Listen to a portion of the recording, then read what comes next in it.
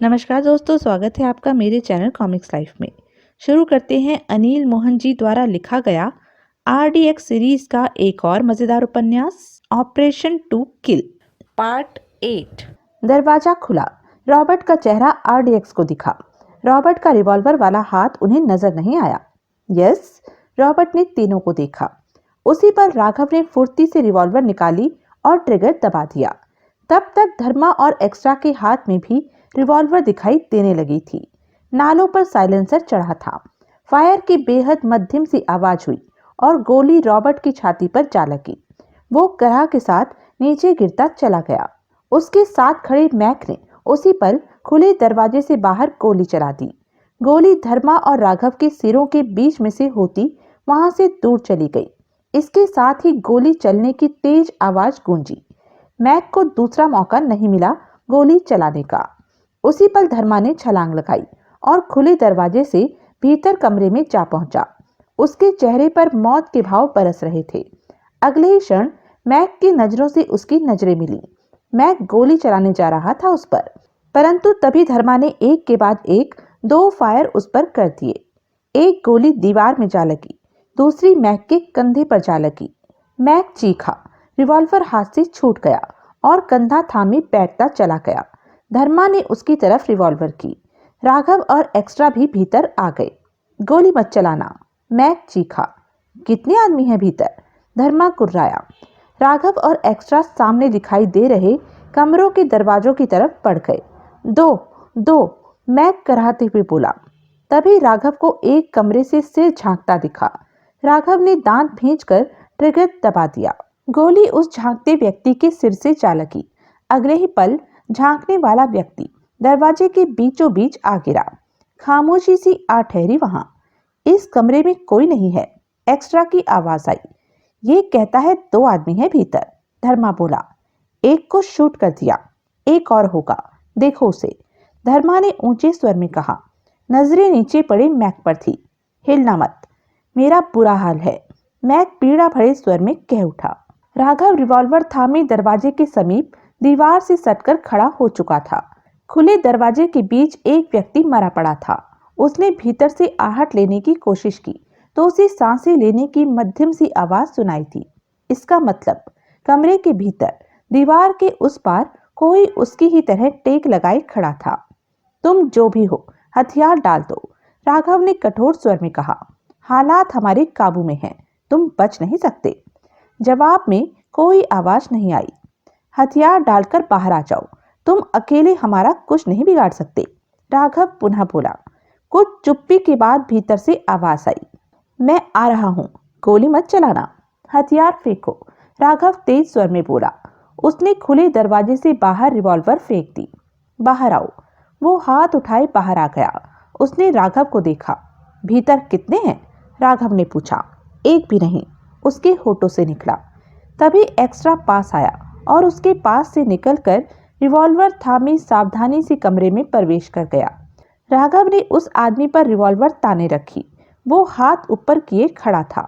Extra बाहर निकला। सब ठीक है। राघव उस आदमी को रिवॉल्वर के साए में घायल मैक के पास ले गया। इसके पास बैठ जाओ।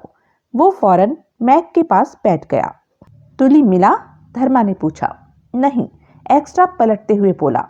उसे तो देखना ही याद नहीं रहा, वो कहीं दिखा भी नहीं। राघव और धर्मा की निगाह उन दोनों पर जा टिकी। तुम लोग CIA के एजेंट हो? राघव ने पूछा। हाँ, उस व्यक्ति ने फौरन कहा। तुली कहाँ है? वो यहाँ नहीं है, मैक ने कराहते हुए कहा। बकवास मत करो, हमारे पास पक्की खबर है कि उसे यहाँ पर रखा गया। वो खबर गलत थी, वो आदमी कह उठा। हमें पहले ही खबर कर दी गई थी कि यहाँ पर तुली की तलाश में FIA के एजेंट आ सकते हैं। राघव और धर्मा के माथे पर बल पड़े, दांत खिंच गए। तभी एक्स्ट्रा उनके पास आ पहुंचा। तुली तो यहाँ नहीं है, वो बोला।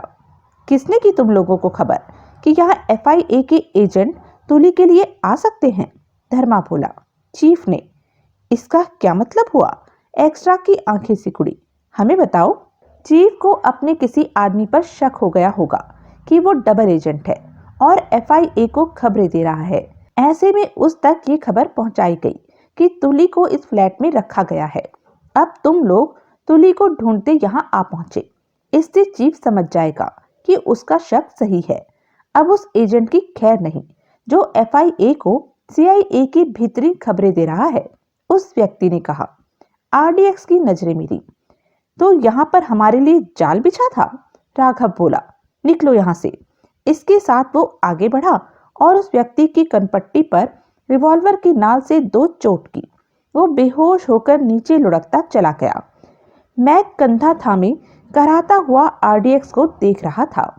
RDX वहां से बाहर निकल गए। एक्स्ट्रा 711 से फोन पर बात कर रहा था। तुमने तो हमें फंसा ही दिया था। जो पता तुमने हमें दिया वहां हमारे लिए पहले से ही जाल बिछा था। क्या मतलब? 711 की आवाज कानों में पड़ी। एक्स्ट्रा ने सारी बात बताई। ओह, मुझे नहीं पता था कि ये चाल थी CIA की। 711 ने पूरी बात सुनकर कहा। अगर ऐसी ही गड़बड़ होती रही तो हम अपनी जान गंवा बैठेंगे। जो हुआ उसका अफसोस है मुझे। अब तुम तीनों कहाँ हो?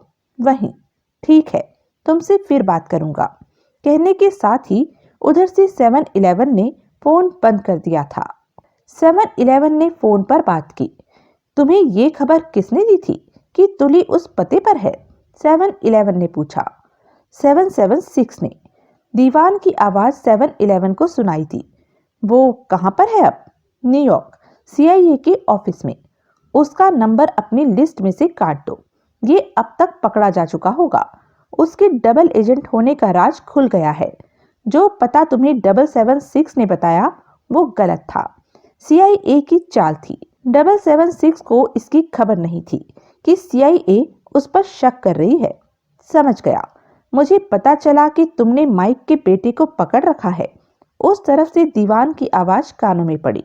तुम्हें बहुत जल्दी पता चलेगा कि तुली मारा गया है, 711 ने कहा और फोन बंद कर दिया। चीफ टॉम लैरी ने रिसीवर रखा और इंटरकॉम पर माइक से बात की। वो गुस्से में था। तुम्हारा शक ठीक था कि विक्टर FIA को खबरें दे रहा है। जो पता मैंने विक्टर को बताया, वहां क्या हुआ? माइक का तेज स्वर कानों में पड़ा। 3 लोगों ने हमला किया। 4 आदमी वहां पहुंचे थे। 2 को मार दिया गया, 1 बच गया, 1 घायल है।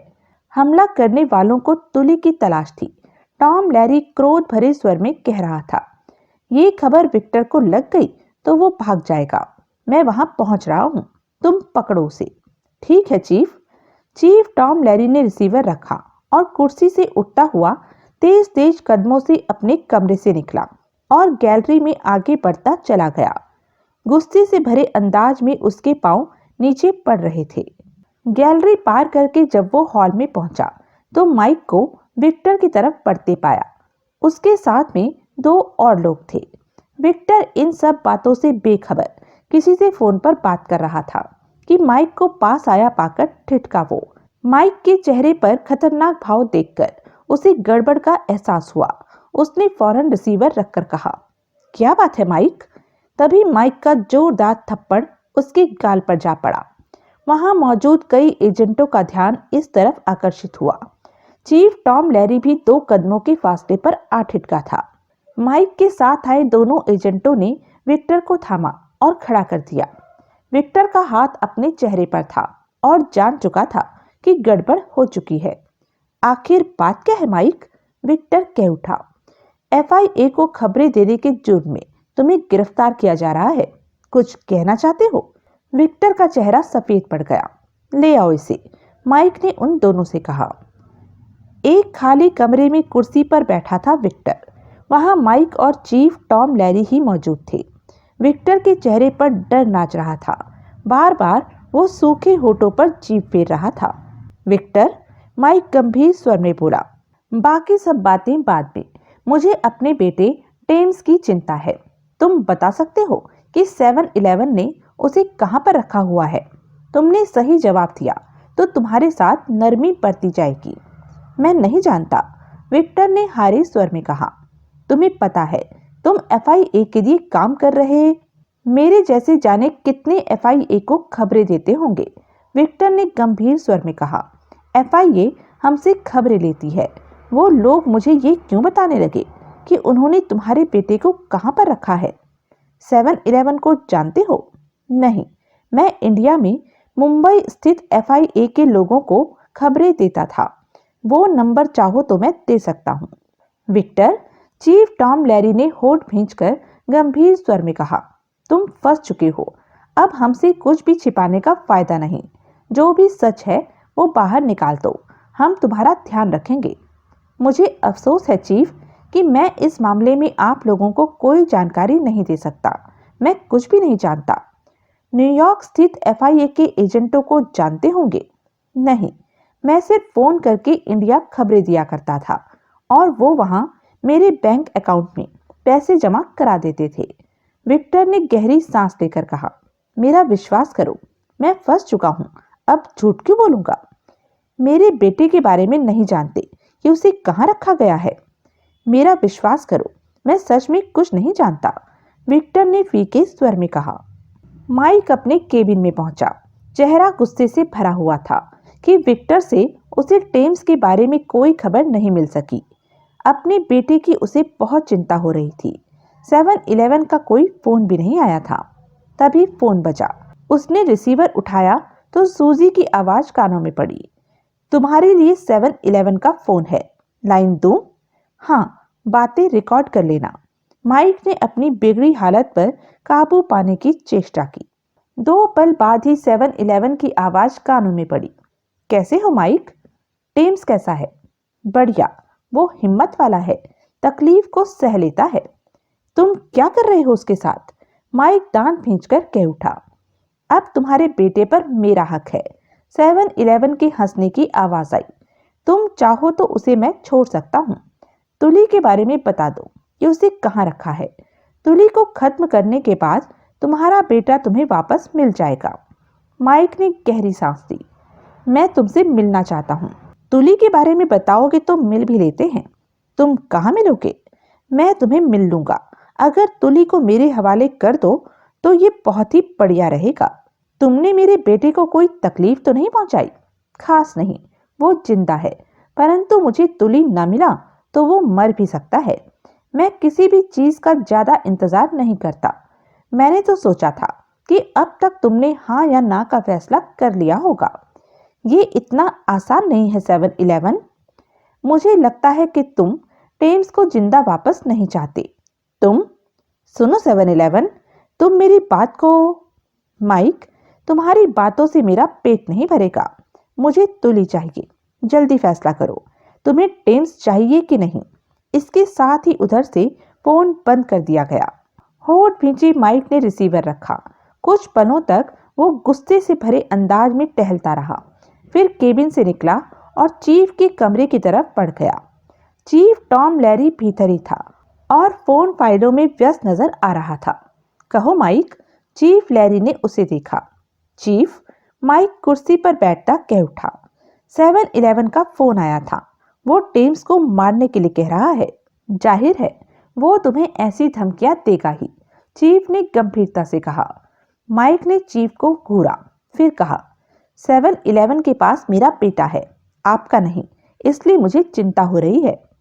हमारे हाथ 3 FIA के एजेंट लगे हैं। उनसे पूछताछ हो रही है कि 7-Eleven ने टेम्स को कहाँ रखा है। 7-Eleven बहुत चालाक है चीफ। उसने टेम्स के बारे में किसी को खबर नहीं दी होगी। CIA पूरी कोशिश कर रही है कि टेम्स के बारे में कोई खबर मिले। तुम जानते ही हो ये बात। तब तक 7-Eleven ने टेम्स को कोई नुकसान पहुंचा दिया तो जब तक उसे तुली के मिलने की उम्मीद रहेगी वो टेम्स को कोई नुकसान नहीं पहुंचाएगा। 7-Eleven क्रूर आदतों का मालिक है। वो हर एजेंट ही ऐसा होता है। वक्त आने पर तुम कम क्रूर नहीं होते माइक। माइक चीफ को देखने लगा। उसके चेहरे पर सख्ती थी। तुम्हारे मन में क्या है? चीफ ने कहा। मैं तुली को उसके हवाले करके अपना बेटा वापस पाना चाहता हूँ, माइक बोला। क्या तुम्हारी नजरों में ये ठीक है? मैं टेम्स को वापस पाना चाहता हूँ। तुली हमारे हाथ से निकल गया तो ड्यूक हैरी की हत्या का राज कभी नहीं खुलेगा। इस वक्त मैं अपने बेटे के बारे में चिंता कर रहा हूँ। बाकी बातों के बारे में तो बाद में भी सोचा जा सकता है। तुम जरूरत से ज्यादा चिंता कर रहे हो। माइक ने गहरी सांस ली। तुली से पूछताछ की? अभी नहीं, वो यहाँ से दूर है वूस्टर में। उससे मैं ही पूछताछ करना चाहता था। उससे हमारे दूसरे एजेंट बात कर रहे होते तो अब तक उसने बहुत कुछ बता दिया होता। वो इस तरह कुछ भी बताने वाला नहीं। मुंह खोलने से पहले वो वक्त लेगा। चीफ टॉम लैरी ने सिर हिलाकर गंभीर स्वर में कहा। कुछ वक्त और निकालो माइक, तब तक हो सकता है हमारे एजेंट तुम्हारे बेटे को ढूंढ निकाले। ऐसा हुआ तो बहुत बढ़िया रहेगा, माइक ने उठते हुए कहा। तुम जल्दबाजी में कोई गलत कदम मत उठा लेना। माइक अपने केबिन में पहुंचा। परेशान था वो। तभी सूजी ने बताया कि फिर से लोला का फोन है। उसने बात की। क्या हो रहा है माइक? लोला का बेचैनी भरा स्वर कानों में पड़ा। टेम्स का कुछ पता चला? नहीं, लेकिन कोशिश हो रही है। जल्दी करो माइक, टेम्स खतरे में है। विक्रांत बहुत ही खतरनाक इंसान है। हर तरफ से पूरी कोशिश हो रही है लोला। विक्रांत का फोन आया? हाँ, वो टेम्स को मारने को कह रहा था। माइक ने होठ भींचकर कहा। तुम कुछ करो। क्या सोचा तुमने? मैं टेम्स को कुछ नहीं होने दूंगा, बेशक मुझे तुली को उसके हवाले ही क्यों ना करना पड़े। तुमने ठीक फैसला लिया है। माइक ने रिसीवर रखा। उखड़ा पड़ा था वो हर बात से। उस समय रात के 11:30 हुए थे जब माइक CIA की इमारत से निकला और पीछे मौजूद पार्किंग की तरफ बढ़ गया। वो बहुत थक चुका था। नाश्ते के बाद कुछ खाया भी नहीं था और भूख भी नहीं थी। उसे अपने बेटे की चिंता थी। सारा दिन वो एजेंटों को फोन पर फोन करता रहा कि शायद टेम्स की कोई खबर मिल सके, परंतु कहीं से कोई खबर नहीं मिली। माइक के टाई की नॉट झूल रही थी। कमीज में सैकड़ों बल पड़े नजर आ रहे थे जो कि पीछे की तरफ से बाहर झूल रही थी। लोला का बार बार चिंता भरा फोन आ रहा था। अब लोला से मिलने ही घर जा रहा था। अपनी कार के पास पहुंचा और सेंट्रल लॉक ओपन करने के लिए रिमोट का स्विच दबाया तो गाड़ी पोल पड़ी। माइक के मस्तिष्क को झटका लगा। तो क्या गाड़ी खुली रह गई थी उससे? उसी पल उसकी निगाह भीतर पड़ी। वहां मौजूद रोशनी में सारी कारें स्पष्ट नजर आ रही थी। माइक की आंखें सिकुड़ती चली गई। पीछे वाली सीट पर कोई बैठा था। माइक का हाथ फौरन रिवॉल्वर पर पहुंचा। उसने पीछे का दरवाजा खोलकर कहा, बाहर निकलो। दरवाजा बंद कर दो माइक और स्टीयरिंग पर बैठो। चलो यहां से। माइक के दांत खिंच गए। ये 7-Eleven की आवाज थी। आसानी से उसने आवाज को पहचान लिया था। तुम 7-Eleven? माइक का स्वर कठोर हो गया। तुम मेरा कुछ नहीं बिगाड़ सकते क्योंकि तुम्हारा बेटा मेरे कब्जे में है। चलो यहां से, 7-Eleven ने कहा। माइक नीचे झुका और भीतर देखा। हाथ अभी तक रिवॉल्वर पर था। 7-Eleven की बिलौरी आंखों से उसकी नजरें मिली। आज पहली बार माइक ने 7-Eleven का चेहरा देखा था। 7-Eleven मुस्कुराया, जबकि उसकी मुस्कान पर माइक का खून खौल उठा।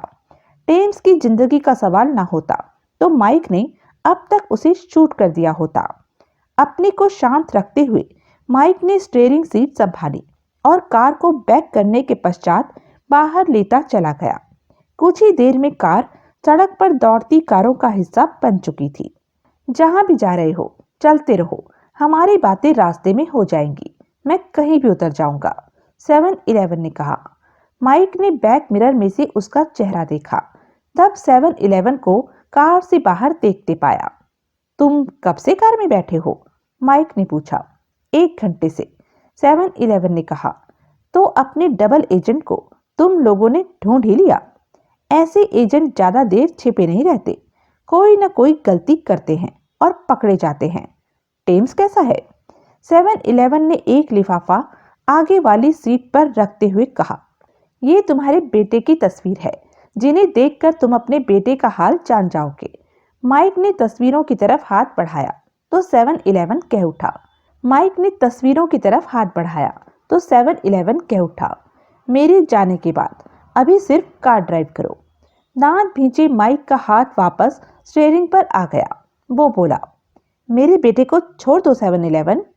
तुम्हारे पास कल दिन का वक्त है माइक, 7-Eleven ने शांत स्वर में कहा।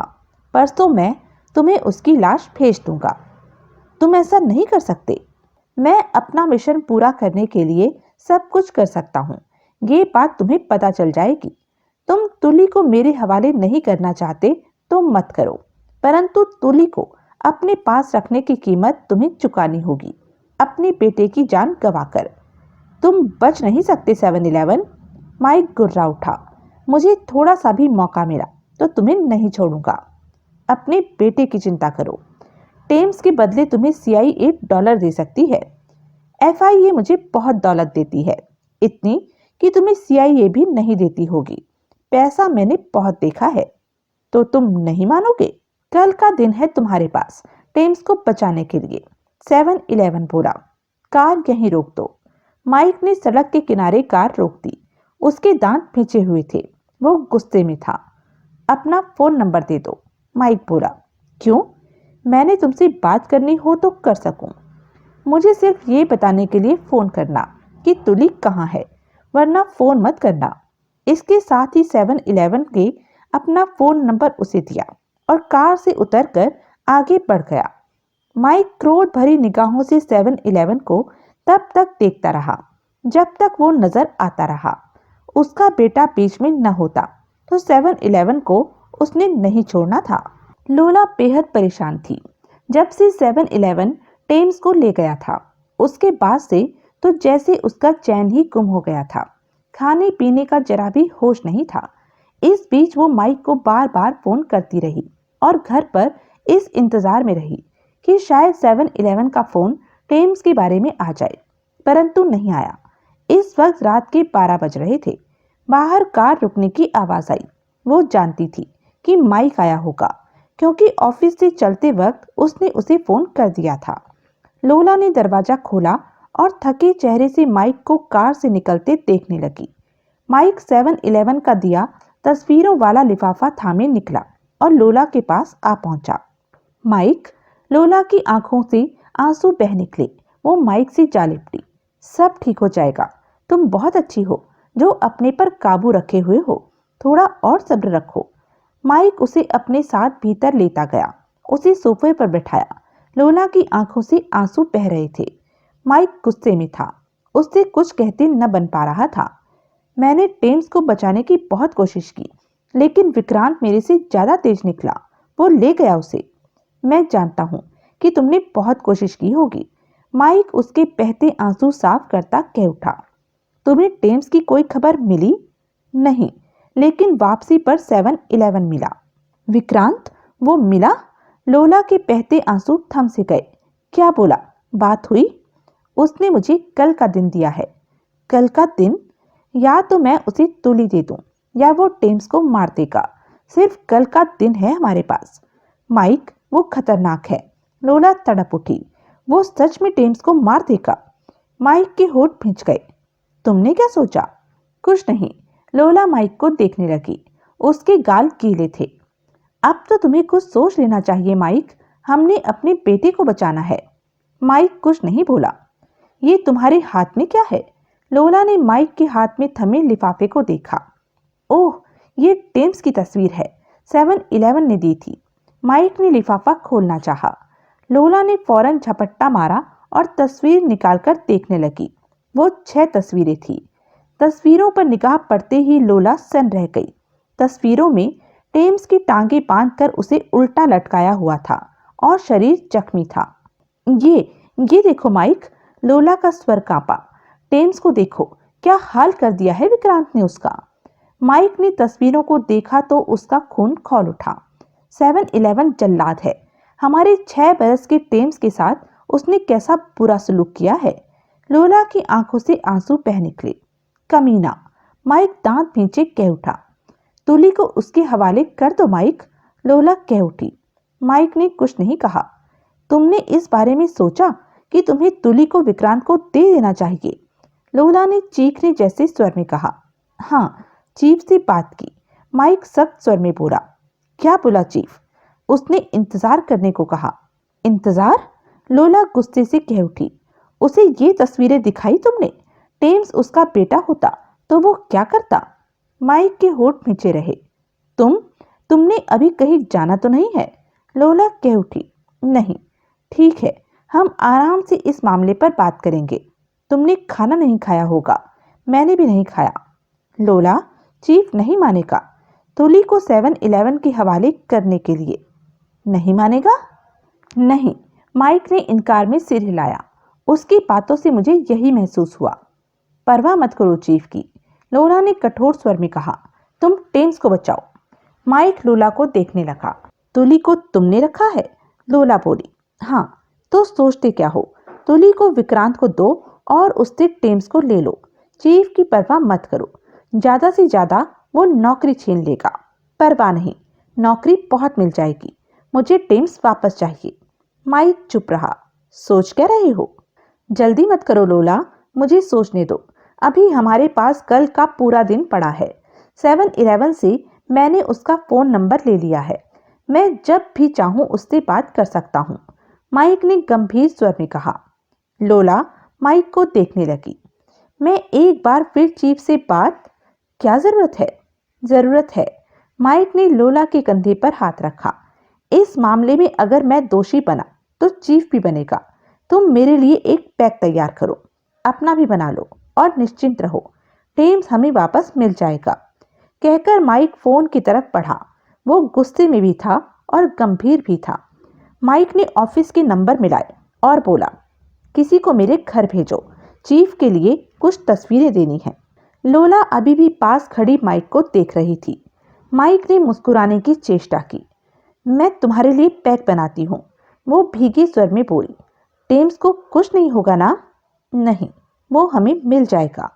लोला भीतर की तरफ चली गई। माइक की निगाह वहां पड़ी टेम्स की तस्वीरों पर जा टिकी। जिंदगी में जब भी मौका मिला, माइक बड़बड़ा उठा, मैं तुम्हें छोड़ूंगा नहीं 7-Eleven। अगले दिन माइक सोकर उठा तो सुबह के 8 बज रहे थे। लोला पहले से ही जगी हुई थी। गुड मॉर्निंग लोला, माइक मुस्कुराकर कह उठा। मॉर्निंग। लोला बेचैन थी।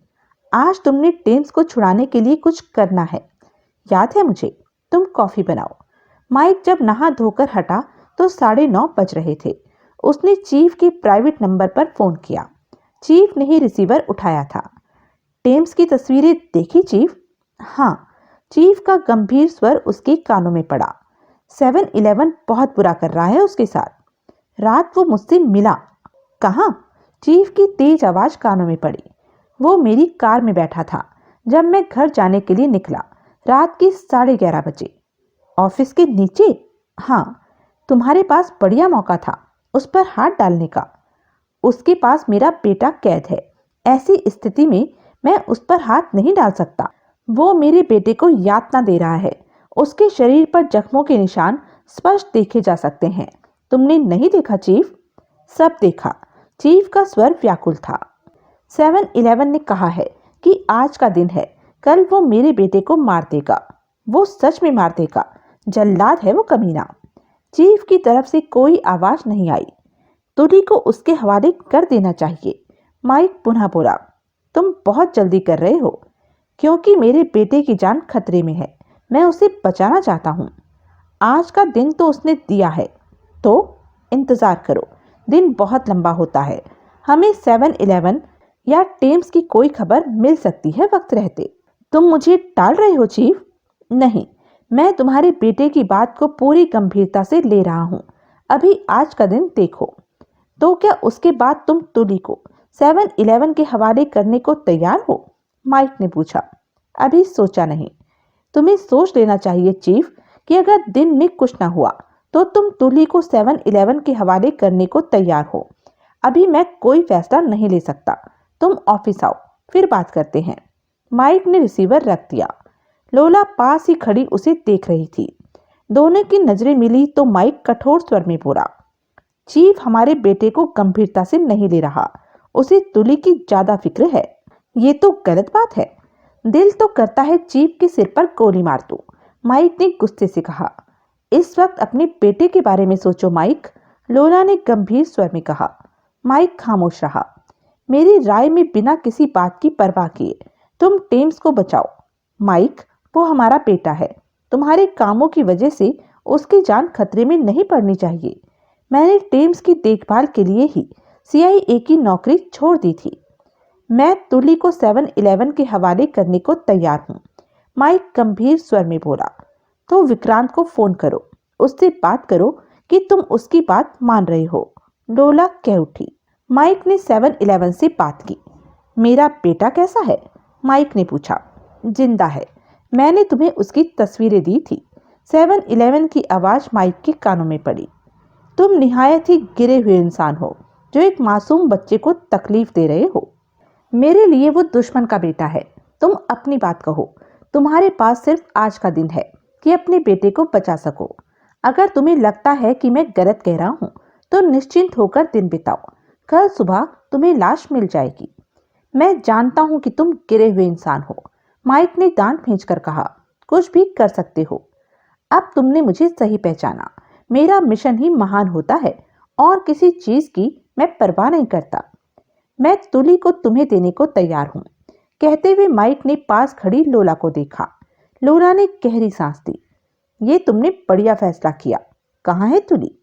इस बात की क्या गारंटी है कि मुझे मेरा बेटा सही सलामत मिलेगा? गारंटी सिर्फ यही है कि मुझे तुम्हारे बेटे में कोई दिलचस्पी नहीं है।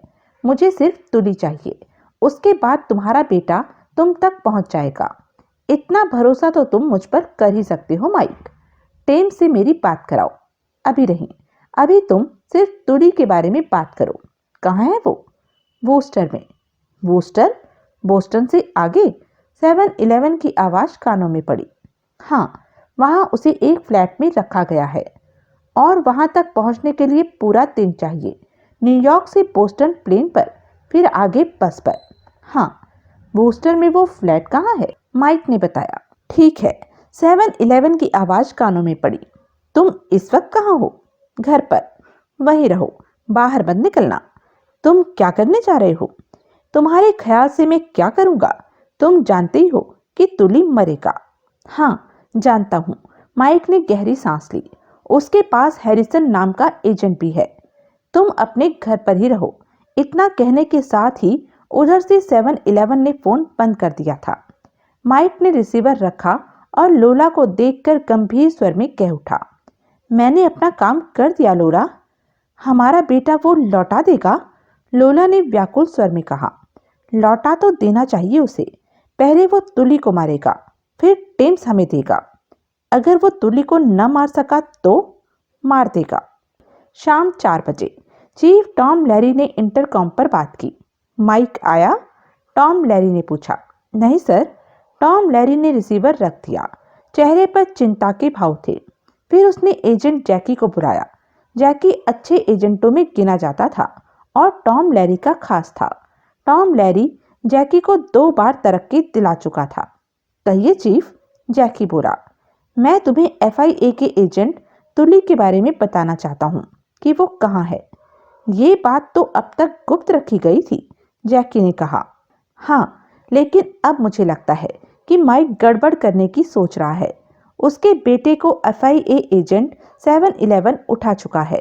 जानता हूँ। माइक 7-Eleven को तुली का वोस्टर का पता बता सकता है। अपने बेटे को बचाने के लिए? टॉम लैरी ने सहमति से सिर हिलाया, फिर बोला। तुली के पास हैरिसन है। उन दोनों को मत छेड़ो। वोस्टर स्थित एजेंटों को कहो कि उस फ्लैट का घेरा डाल लें। खामोशी से सारा काम होना चाहिए। अगर वहां कोई गड़बड़ दिखे तो संभाल लें। वोस्टर के उस फ्लैट का पता क्या है चीफ? टॉम लैरी ने जैकी को उस फ्लैट का पता बताया। कहो तो मैं वहां चला जाऊं चीफ? जैकी बोला। ये तो और भी अच्छा होगा, लेकिन पहले वहां अपने एजेंटों का घेरा डलवा दो। तुम कब तक पहुंच जाओगे वहां? 8 या 9 बजे तक। जाओ, जो कहा है मैंने वो फौरन करो और तुम भी बूस्टर जाने के लिए बोस्टन की फ्लाइट लो। जैकी बाहर निकल गया। टॉम लैरी के होठ सिकुड़े हुए थे, चेहरे पर गंभीरता थी। उसने रिसीवर उठाकर कहा। सूजी, माइक के घर का फोन मिलाओ। मिनट भर बाद ही वो माइक से बात कर रहा था। तुम ऑफिस नहीं पहुंचे माइक? टॉम लैरी ने पूछा। लोला की तबीयत ठीक नहीं। टेम्स की चिंता में वो बीमार होती जा रही है। कोई सफलता मिली तुम्हें? अभी नहीं। टेम्स को बचाने के लिए कुछ करो। CIA पूरी कोशिश कर रही है, ये तुम भी जानते हो, टॉम लैरी ने कहा। तुली को 7-Eleven को सौंप दो। तुम्हें मेरी बात मान? अभी दिन बाकी है, तुम फिक्र मत करो। हम जैसी तसल्लियां मैं लोगों को देता हूँ, कुछ वैसी ही बात तुम मुझसे कह रहे हो। सब्र रखो माइक, CIA इस बात की पूरी कोशिश कर रही है कि 7-Eleven या टेम्स के ठिकाने का पता चले कि वो कहाँ है। वक्त बहुत कम है। मैं समझता हूँ। 7-Eleven से दोबारा बात हुई? नहीं। ठीक है, मैं तुम्हें फिर फोन करूंगा, कहकर टॉम लैरी ने रिसीवर रख दिया। उसके होंठ भींचे हुए थे। इस हालत में माइक घर नहीं बैठा रह सकता था, क्योंकि उसे अपने बेटे की फिक्र थी। उसकी तलाश में उसे भाग दौड़ करनी चाहिए थी, परंतु वो घर में है सुबह से। इसका मतलब माइक निश्चिंत हो चुका था। टेम्स के बारे में 7-Eleven को उसने तुली का ठिकाना बता दिया होगा। टॉम लैरी ने जैकी से फोन पर बात की। चीफ, मैंने बूस्टर के एजेंटों को सब समझा दिया है। वे उस फ्लैट पर घेरा डालने जा रहे हैं और मैं बूस्टर के लिए फ्लाइट लेने जा रहा हूँ। मैंने तुम्हें ये कहने के लिए फोन किया है जैकी कि शायद हमारी आशंका सच है। बूस्टर में कुछ हो सकता है। FIA के एजेंट तुली को नहीं मार सकेंगे। मैं रोकूंगा उन्हें। गुड। मौका मिलते ही तुली को वहां से लेकर निकल जाना। तुली CIA को जिंदा चाहिए। ऐसा ही होगा चीफ।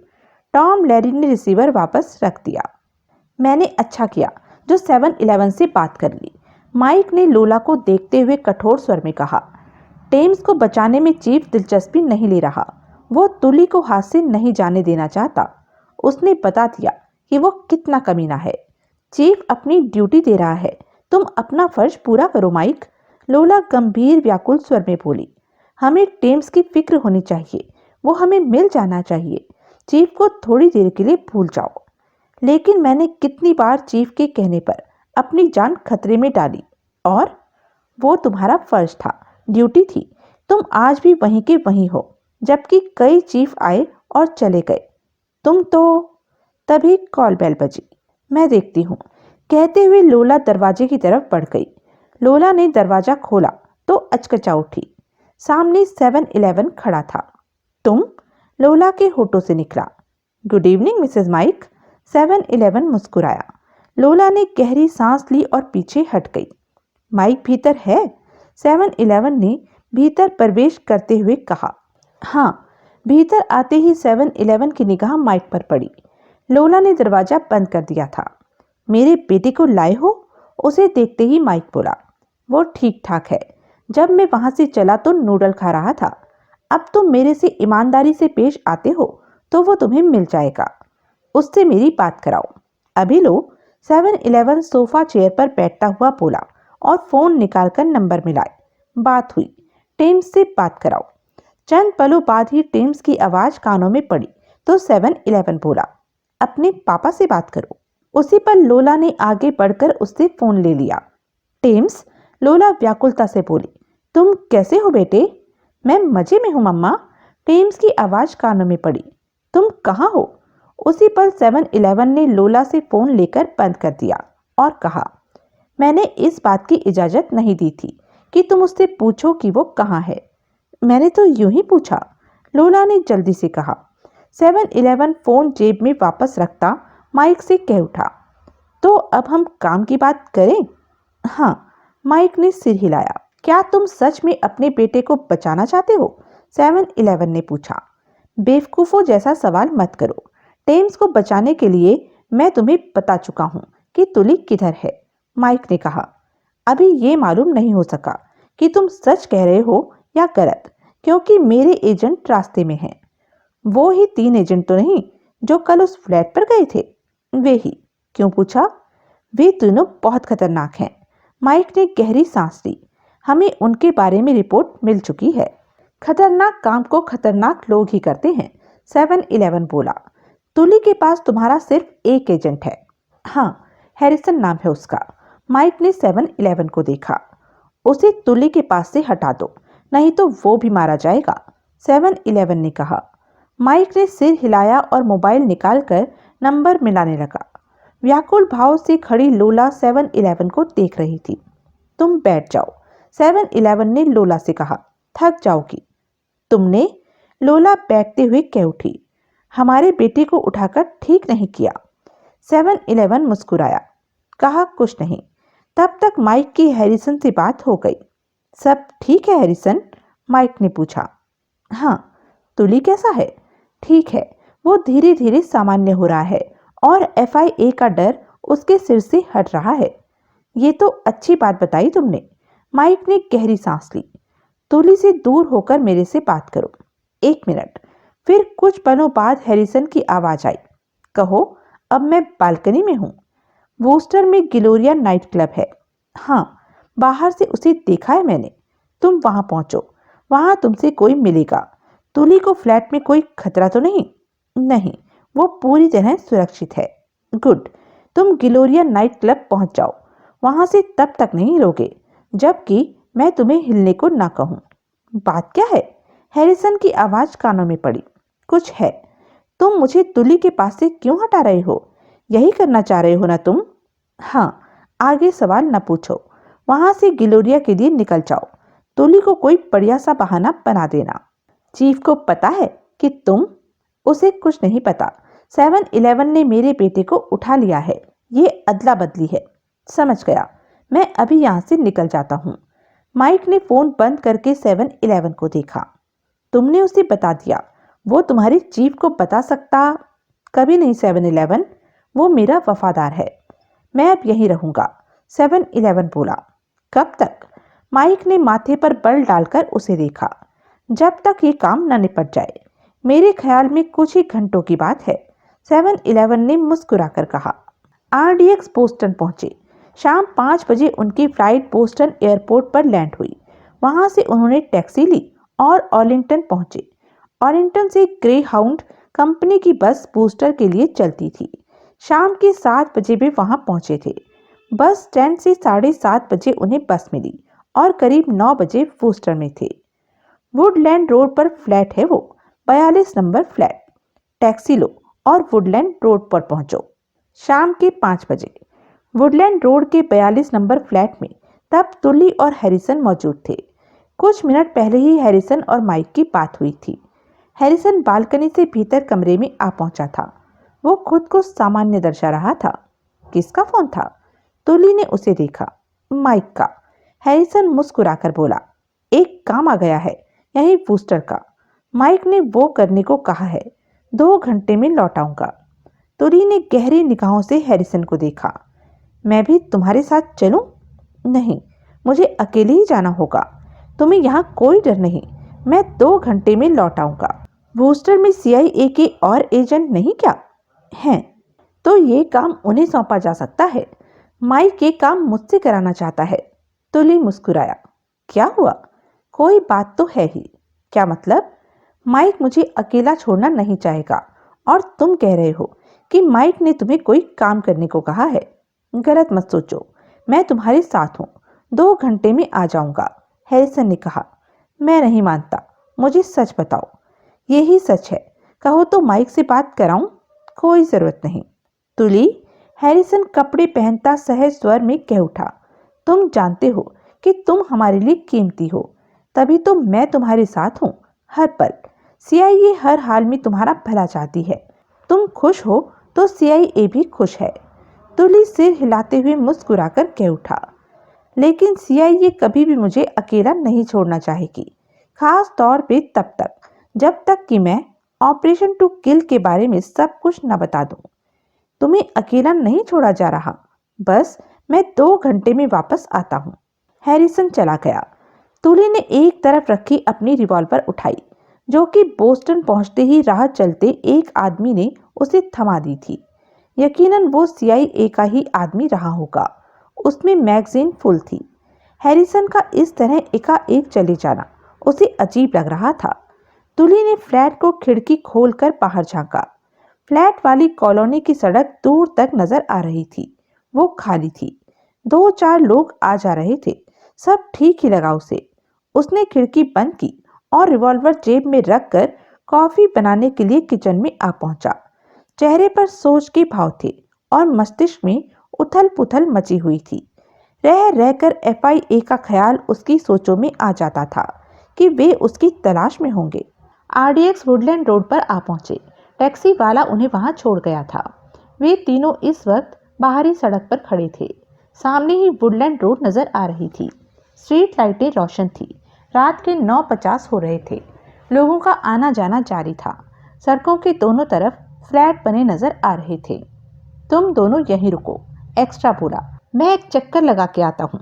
एक्स्ट्रा आगे बढ़ गया।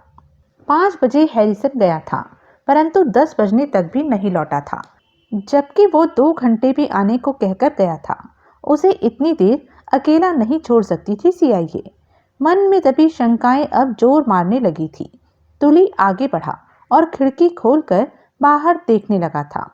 सड़क पर ही वो फ्लैट होने की वजह से दूर तक साफ नजर आता था।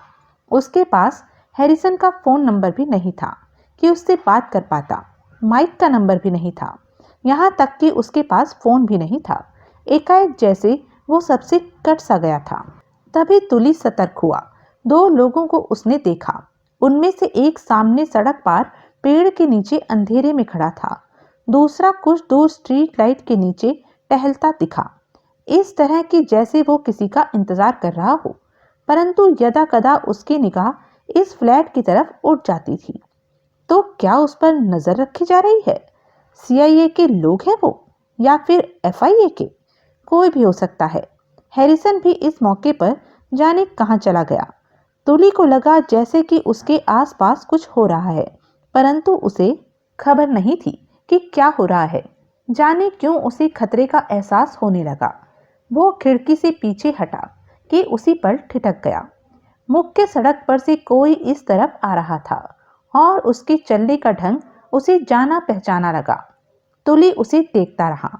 अगले ही पल उसके शरीर में तेज सिहरन दौड़ती चली गई। एक्स्ट्रा? उसे पहचानने में तुली गलती नहीं कर सकता था। वो आरडीएक्स का एक हिस्सा एक्स्ट्रा था। एक्स्ट्रा और यहाँ? तुली के मस्तिष्क में धमाके होने लगे। वो फौरन खिड़की से पीछे हटा और खिड़की बंद कर दी। तुली के होंठ भीग चुके थे, आंखें सिकुड़ी हुई थी, दिल जोरों से बज रहा था। एक्स्ट्रा बूस्टर में, उस फ्लैट के बाहर, जहां के बारे में सिर्फ सीआईए जानती थी। उसे यकीन नहीं आ रहा था। एक्स्ट्रा को इस फ्लैट का पता कैसे चला? वो इस इलाके में है तो यकीनन उसके लिए है। वो अकेला नहीं होगा, पूरी तिगड़ी आरडीएक्स होंगे। आरडीएक्स उसे खत्म करने के लिए ही यहाँ तक आ पहुंचे हैं। लेकिन वो क्यों से मारना चाहेंगे? उनके पास से तो वो दोस्तों की तरह अलग हुआ था। सारे गिले शिकवे खत्म हो गए थे। हैरिसन एकाएक उसे छोड़कर क्यों चला गया? क्या माइक ने उसे बता दिया था कि वहां कोई खतरा आने वाला है? ऐसा है तो हैरिसन उसे भी साथ क्यों न ले गया? वो सीआईए के लिए कीमती है अभी। परंतु तुली के पास किसी सवाल का जवाब नहीं था।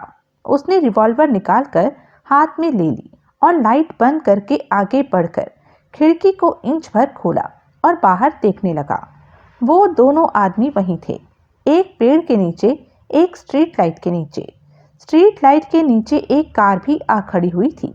तुली समझ नहीं पाया कि क्या हो रहा है, परंतु कुछ हो रहा है, इतना महसूस कर चुका था वो। एक्स्ट्रा गली के बाहर मुख्य सड़क पर राघव और धर्मा के पास पहुंचा। वहां गड़बड़ है, एक्स्ट्रा बोला। मैंने 3 आदमियों को वहां अलग अलग बिखरे देखा है, उसी फ्लैट के अगल बगल में। तुम्हारा मतलब कि फ्लैट पर नजर रखी जा रही है? धर्मा ने उसे देखा। हाँ, लेकिन हमें तो 7-11 ने कहा है कि तुली के पास सिर्फ एक ही व्यक्ति होगा। ये भी सीआईए की कोई चाल ना हो। 7-11 को फोन करो। मैंने 3 को देखा है, एक्स्ट्रा फोन निकालते हुए बोला। वहां और भी हो सकते हैं। एक्स्ट्रा ने 7-11 का नंबर मिलाया। बात हो गई। हम बूस्टर में पहुंच गए हैं, एक्स्ट्रा ने फोन पर कहा। यहाँ उस फ्लैट पर नजर रखी जा रही है। नजर रखने वाले कौन हैं? पक्का है कि वहां नजर रखी जा रही है? 7-11 की आवाज कानों में पड़ी। हाँ, कहीं ये सब सीआईए की पहले की तरह चाल ना हो। तुम्हें कैसे पता चला कि तुली यहाँ है? मैं तुम्हें कुछ ही देर में फोन करता हूँ। इस स्थिति में हमने तुली को खत्म करना चाहा तो नजर रखने वाले लोगों से टकराना पड़ सकता है। अभी कुछ नहीं करोगे, मेरे फोन का इंतजार करो। न्यूयॉर्क, माइक का घर। 7-11 ने फोन बंद करते हुए माइक से पूछा। तुमने चाल चल ही दी? क्या मतलब? माइक के माथे पर बल पड़े। वूस्टर का जो फ्लैट तुमने बताया है, वहां कुछ लोग उस फ्लैट पर नजर रख रहे हैं। ये नहीं हो सकता, माइक के होठों से निकला। वहां यही हो रहा है। तुमने कहा था कि तुली के पास सिर्फ एक आदमी है जिसे वहां से हटा लिया है। हैरिसन को जाने के लिए बोल दिया था मैंने, वो पक्का चला गया होगा। तो वे लोग कौन हैं जो फ्लैट के बाहर मंडरा रहे हैं? हैरिसन को तुमने असल बात बता दी थी? हैरिसन ने ये बात किसी को नहीं बताई होगी। तभी लोला बोली, माइक, तुम हैरिसन से बात करो। माइक ने तुरंत अपना मोबाइल फोन उठाया और नंबर मिलाने लगा। अगर तुमने मेरे साथ खेल खेला तो तुम्हारे बेटे की जिंदगी खतरे में पड़ जाएगी माइक, 7-11 ने शांत स्वर में कहा। हम तुम्हारे साथ कोई खेल नहीं खेल रहे विक्रांत, लोला ने व्याकुल स्वर में कहा। हम पर विश्वास करो। माइक की हैरिसन से बात हो गई। तुम कहाँ हो? माइक ने पूछा। जहां रुकने को तुमने कहा था। मतलब कि तुली फ्लैट में अकेला है? माइक ने भींचे होठों से पूछा। हाँ। तुमने किससे बात की, अदला बदली की? मैंने तो किसी से बात नहीं की। हैरिसन की आवाज कानों में पड़ी। मैं क्यों करूंगा बात? तुमने मना कर दिया था। तो उस फ्लैट के बाहर नजर रखने वाले लोग कौन हैं?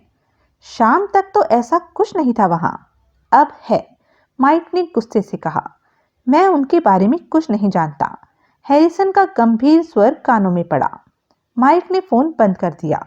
चेहरे पर गुस्सा उभरा पड़ा था। क्या हुआ? लोला ने बेचैनी से पूछा। हैरिसन कहता है कि मेरी बात मानकर तुली को फ्लैट में छोड़कर निकल आया था। अब वहां क्या हो रहा है उसे नहीं पता। उस फ्लैट पर नजर रखने वाले कौन हो सकते हैं? लोला कह उठी। वो CIA के आदमी ही हो सकते हैं, परंतु ऐसा क्यों किया जा रहा है? माइक के होठ भींचे थे। 7-11 की शांत निगाह दोनों पर थी। चीफ ने ये सब किया होगा, लोला बोली। माइक लोला को देखने लगा। उसकी आंखें सिकुड़ गई। तुमने ठीक कहा लोला, चीफ ने ही वहां अपने आदमी लगाए हैं, क्योंकि मैंने चीफ से तुली को 7-11 के हवाले करने को कहा था। वो नहीं माना, परंतु उसने सोचा होगा कि कहीं मैं ऐसा ना कर दूं। बहुत कमीना है चीफ, माइक ने दांत पीसते हुए कहा और रिसीवर उठाकर नंबर मिलाने लगा। गुस्सा मत करो, लोला बोली। चीफ से आराम से बात करना। मैं उसकी परवाह नहीं करता।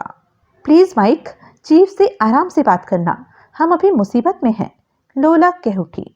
वो गैरी बात नहीं मानेगा, उन्हें नहीं हटाएगा वहां से। तभी चीफ टॉम लैरी की आवाज माइक के कानों में पड़ी। हेलो चीफ, माइक अपने पर काबू पाते कह उठा। तुमने मेरे बेटे के बारे में क्या सोचा?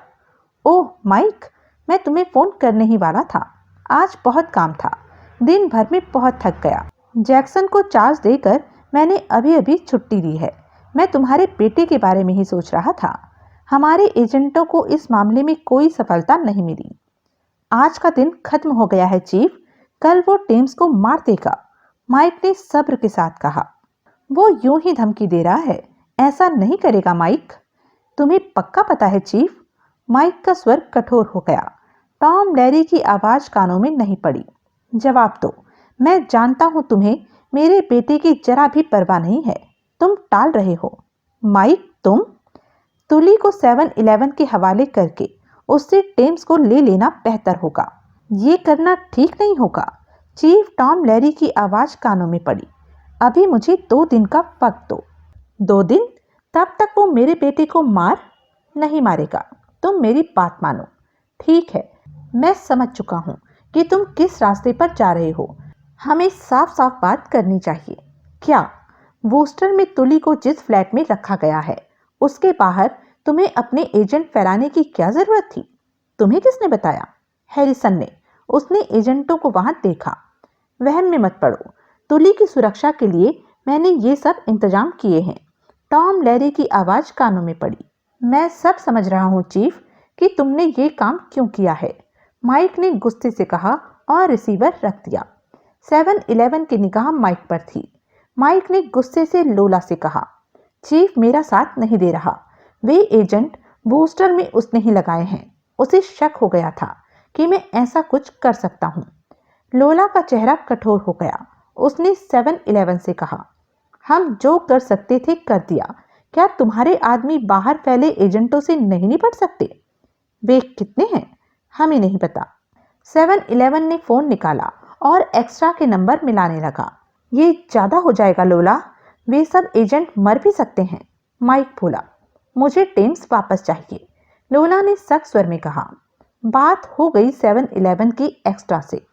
बाहर फैले वे CIA के एजेंट हैं। 7-Eleven ने कहा। ये बात तुमने पहले नहीं बताई। एक्स्ट्रा की आवाज कानों में पड़ी। मुझे अब पता चली। फ्लैट के भीतर तुली अकेला है। बाहर के एजेंटों से भी तुम लोगों को निपटना होगा। बात बढ़ जाएगी, गोलियां चलेंगी। किसी बात की परवाह मत करो, तुम लोगों ने तुली को खत्म करना है। 7-Eleven कठोर स्वर में बोला। तुली वहां है भी? है। काम करके मुझे खबर दो। 7-Eleven ने कहकर फोन बंद किया। माइक खा जाने वाली निगाहों से 7-Eleven को देखता कह उठा, मैं तुम्हें नहीं छोड़ूंगा। जवाब में 7-Eleven मुस्कुरा पड़ा। वुडलैंड स्ट्रीट में रुकने वाली कार में जैकी वहां पहुंचा था। उसने भीतर बैठे बैठे फोन पर एक से बात की। क्या पोजीशन है? हमने यहाँ घेरा डाल रखा है, 6 हैं हम। शक वाली कोई बात? एक आदमी को हमने टहलते देखा था सड़क पर। वो उस फ्लैट को भी देख रहा था और मुझे भी देखा, क्योंकि मैं स्ट्रीट लाइट के नीचे खड़ा था। उसके बाद वो वापस चला गया। मेरे ख्याल में वो टोह लेने आया था। वो फिर आएगा अपने बाकी साथियों के साथ। हाँ, लगता तो है। उन्हें खत्म कर देना, उनमें से कोई भी तुली तक न पहुंचे। ऐसा ही होगा। मैं भी यहाँ हूँ। कार को आगे कहीं खड़ा करके आता हूँ। सतर्क रहना। FIA के एजेंटों को कामयाबी नहीं मिलनी चाहिए। वे मारे जाएंगे और तुली को नहीं मार सकेंगे। गुड। फ्लैट पर क्या पोजीशन है? वहाँ शांति है। उन लोगों को नहीं पता कि बाहर क्या हो रहा है। जब से हम यहाँ आए हैं, किसी को बाहर जाते नहीं देखा। तुली को एक बार कुछ देर के लिए खिड़की पर खड़े देखा था। बाद में उसने खिड़की बंद कर ली। वो हैरिसन तुली के साथ भीतर ही है? हाँ, ठीक है। मैं कार को आगे पार्क करके आता हूँ। तुम सबको खबर कर दो कि मैं आ गया हूँ। तुली फ्लैट में ही था। एक कमरे की लाइट बंद थी, एक कमरे की लाइट जली हुई थी। वो मन ही मन इस बात से बेचैन था कि हैरिसन उसे अकेला छोड़ गया है और बाहर कोई अनजाने से लोग फैले हुए थे। हैरिसन को गए 5 घंटे हो चुके थे। अब तक उसे इस बात का विश्वास हो गया था कि हैरिसन उसे जानबूझकर अकेला छोड़कर गया है। यकीनन कोई बात है। तुली ने जेब में पड़ी रिवॉल्वर पर हाथ फेरा और सोचों में डूबे उसने टेबल पर रखे लिफाफे से बर्गर निकाला और उस कमरे में पहुंचा जिसकी लाइट बंद कर रखी थी। जरा सी खुली खिड़की में उसने आंख लगाकर बाहर देखा। अब 2 की जगह 3 नजर आ रहे थे। 2 की नजरें इस फ्लैट पर थी। कुछ होगा जरूर। तुली बर्गर खाते खाते बड़बड़ाया और वहां से पीछे हट गया। RDX भी मौजूद हैं। तुली ने फ्लैट से निकल जाने की सोची, परंतु बाहर का दरवाजा खोलना भी खतरे से खाली नहीं था। 3 तो उसे नजर आ रहे थे और भी जरूर होंगे।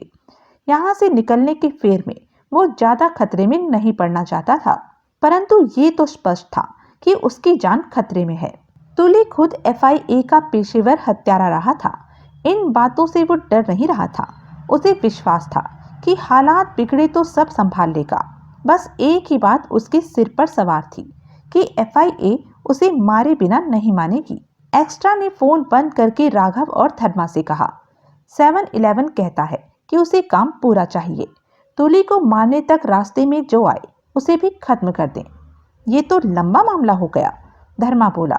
जब तक हम बाहर वालों का मुकाबला करेंगे तब तक तुली फ्लैट से गायब भी हो सकता है। हमारे पास रिवॉल्वर भी नहीं है।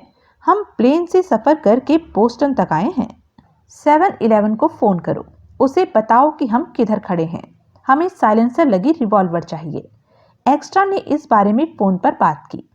7-Eleven ने उन्हें कुछ देर वहीं इंतजार करने को कहा। करीब 40 मिनट बाद कार पर वहां से हैरिसन निकला। पल भर के लिए उसने उनके पास ब्रेक लगाई। कार की ओर एक लिफाफा उनकी तरफ फेंकता हुआ आगे बढ़ता चला गया। धर्मा ने आगे बढ़कर लिफाफा उठाया और उसे खोलकर देखा। भीतर 3 रिवॉल्वरें थी, लोडेड थी और उनकी नालों पर साइलेंसर चढ़े हुए थे। वो गहरी सांस लेकर कह उठा, 7-Eleven भी कमाल का है। तुली की जान लिए बिना मानेगा नहीं। आनन फानन रिवॉल्वरें भी भेज दी। तीनों ने एक एक रिवॉल्वर अपने कपड़ों में घुसेड़ ली। मेरी सुनो, धर्मा बोला, ये बात हो सकती है कि हम बाहर वालों का मुकाबला करें और तुली को तब तक भागने का मौका मिल जाए। तो इसका इलाज यही है कि हम में से एक तुली की तरफ ध्यान दे और बाकी तो बाहर फैले आदमियों पर। ये भी ठीक है, एक्स्ट्रा ने कहा। मैं तुली को संभालूंगा। राघव कह उठा। चेहरा कठोर हो गया। उसे मैं शूट करूंगा। धर्मा और एक्स्ट्रा की नजरें मिली। तो हम दोनों बाहर वालों को देखें? एक्स्ट्रा का लहजा खतरनाक हो गया। धर्मा ने सिर हिलाया। ये खतरनाक लड़ाई होगी क्योंकि हमारे सामने CIA के एजेंट हैं जो कि कम नहीं है। उनके निशाने भी सच्चे होंगे, एक्स्ट्रा ने कहा। हम लोगों के पास एक एक रिवॉल्वर, 18-18 गोलियां हैं। इसी के बीच हमें काम पूरा करना है। हम काम को निपटा लेंगे, राघव बोला। 2-3 नजर आए हैं, इतने ही और छिपे हो सकते हैं। हम भी 3 हैं। चल धर्मा। एक्स्ट्रा और धर्मा गली में प्रवेश कर गए। राघव रिवॉल्वर संभाले अंधेरे में एक तरफ खिसक गया। धर्मा और एक्स्ट्रा मुख्य सड़क से वुडलैंड स्ट्रीट में प्रवेश कर चुके थे। सड़क पर स्ट्रीट लाइटों की रोशनी फैली थी। कभी कभार कोई कार भी वहां से निकल जाती थी। एक आदमी 3 कदम आगे उस घने पेड़ के नीचे खड़ा है, एक्स्ट्रा ने चलते हुए धीमे स्वर में कहा। दूसरा पेड़ से आगे तीसरी स्ट्रीट लाइट के नीचे। दाईं तरफ भी नजर डालो, एक मुझे वहां खड़ा दिख रहा है, धर्मा ने कहा। तो 3 दिखे हमें, एक्स्ट्रा बोला। काम कठिन नहीं है, और भी छिपे हो सकते हैं। तब तक ये तीनों तो खत्म हो चुके होंगे, एक्स्ट्रा ने कहा। परंतु छिपे हुओं से हमें सावधान रहना होगा। सड़क पर थोड़े बहुत लोग भी आ जा रहे हैं। मामला ज्यादा लंबा नहीं चल सकता। हमें जल्दी काम करना होगा। मैं आगे निकल रहा हूं, तुम पेड़ वाले को संभालो। कहने के साथ ही धर्मा आगे बढ़ता चला गया। एक्स्ट्रा उसी पर नीचे झुका और जूते का फीता खोलकर दोबारा बांधने लगा। वो चाहता था कि धर्मा अपने शिकार तक पहुंच जाए। जब धर्मा काफी आगे निकल गया तो एक्स्ट्रा फीता बांधकर सीधा हुआ, आगे बढ़ने लगा। अब 10 कदम आगे वो पेड़ था जिसके नीचे वो आदमी खड़ा था। वो स्पष्ट दिख रहा था। एक्स्ट्रा जब ठीक उसके सामने से निकल रहा था तो पलक झपकते ही फुर्ती से उसने रिवॉल्वर निकाली और उस व्यक्ति पर गोली चला दी। एक्स्ट्रा ने तेज कराह के साथ उसे पीछे पेड़ से टकराते देखा। एक्स्ट्रा फौरन उसके पास पहुंचा। वो नीचे गिरा तड़प रहा था। एक्स्ट्रा ने उसके सिर में गोली मारी तो वो शांत पड़ गया। उसकी जगह पर एक्स्ट्रा खड़ा हो गया कि दूर से कोई देखे तो उसे अपना साथी समझे। उसने धर्मा की तरफ निगाह डाली। धर्मा आगे बढ़ा जा रहा था। काफी आगे आ गया था वो। 15 कदम आगे स्ट्रीट लाइट के नीचे एक शिकार खड़ा था और दूसरा थोड़ा पहले सड़क पार कुछ अंधेरे में खड़ा था। धर्मा ने तुरंत हिसाब लगा लिया कि उसे दोनों के लिए एक साथ हरकत में आना होगा। इस वक्त दोनों की नजरें उस पर ही होंगी। उसने एक पर गोली चलाई तो दूसरा उस पर गोली चला देगा। सतर्कता और तेजी की जरूरत थी उसे, और उसी पल धर्मा ने फुर्ती दिखा दी। पलक झपकते ही रिवॉल्वर निकाली। पहले सड़क पार खड़े हुए को निशाना बनाया, फिर स्ट्रीट लाइट के नीचे खड़े व्यक्ति को निशाना बनाने की चेष्टा की, परंतु तब तक वो धर्मा को दूसरी तरफ गोली चलाते देख चुका था। जब तक धर्मा ने उसकी तरफ रिवॉल्वर की तभी उसने धर्मा पर गोली चला दी। फायर का तेज धमाका गूंज उठा था वहां। जल्दी में चलाई गई गोली धर्मा के चेहरे को हवा देती निकल गई। धर्मा कांप उठा। उसी पल उसने एक के बाद एक 2 गोलियां उस पर चला दी। शायद दोनों गोलियां उसे लगी थी। वो स्ट्रीट पोल से टकराया और नीचे जा गिरा था। उसी क्षण उसकी रिवॉल्वर वाली उठी बाह के साथ रगड़ खाती गोली निकली। तेज धमाका पुनः गूंजा। धर्मा का पूरा शरीर पुनः कांपा। सड़क पार उसने जिस पर पहले फायर किया था, ये गोली उसने चलाई थी। वो जिंदा था। उसकी चलाई गोली घातक जगह नहीं लगी थी। धर्मा ने एक साथ 2-3 गोलियां उस पर चला दी। उधर से तब तक एक्स्ट्रा भी उस व्यक्ति के पास आ पहुंचा और करीब से उसने उस पर गोली चलाई, जो कि यकीनन घातक रही होगी। धर्मा ने यह सब देखा। गोलियों की आवाजें गूंज चुकी थी। अब वक्त कम था। तुम ठीक हो? हाँ। फायर की आवाज यहां से लोगों ने सुनी है।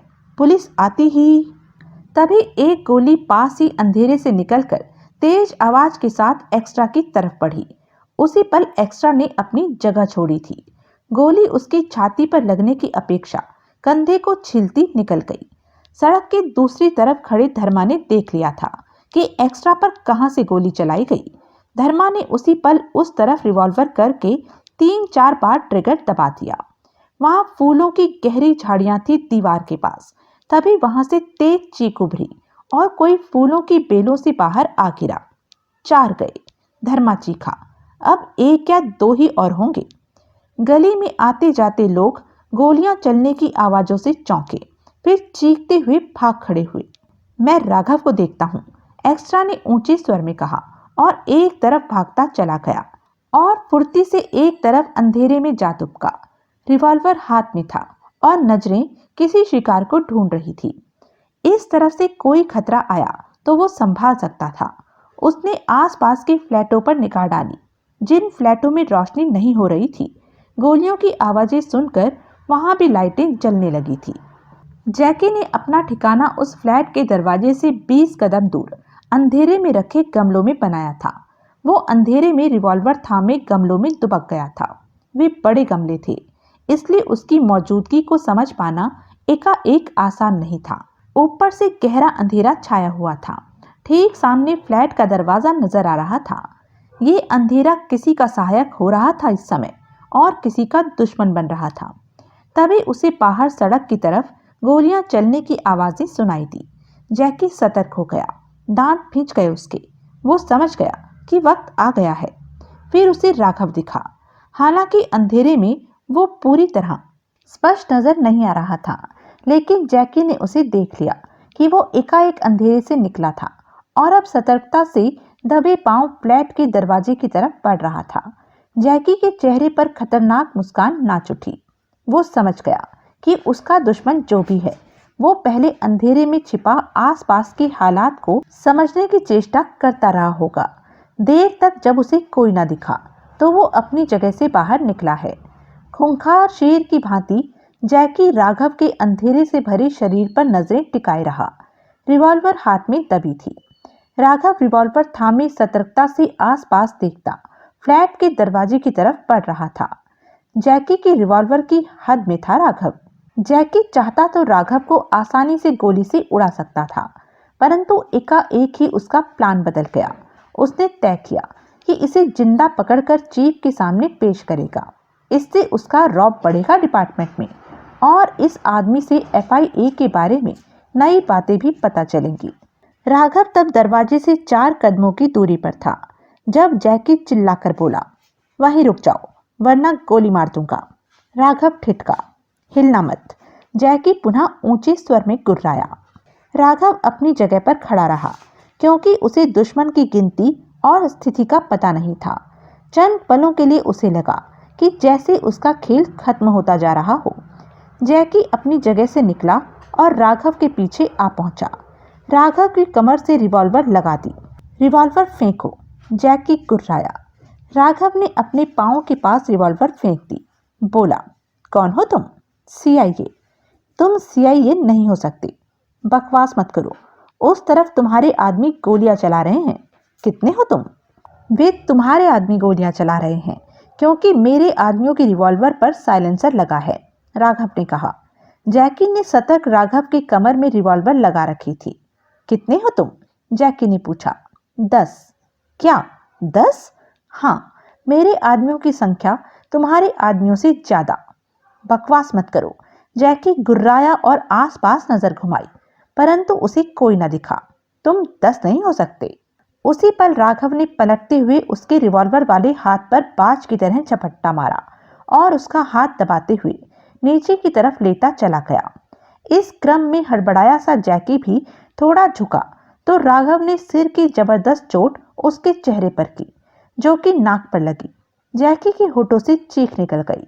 रिवॉल्वर पर उसकी पकड़ जरा सी ढीली पड़ी तो राघव ने तीव्र झटके के साथ उसके हाथ से रिवॉल्वर झटकी और उसके पेट से नाल सटा दी। हिलना मत, राघव गुर्राया। उसने अपना नाक थाम रखा था। सिर की चोट के कारण वहां से खून निकलने लगा था। तभी राघव को पास ही कुछ आहट मिली।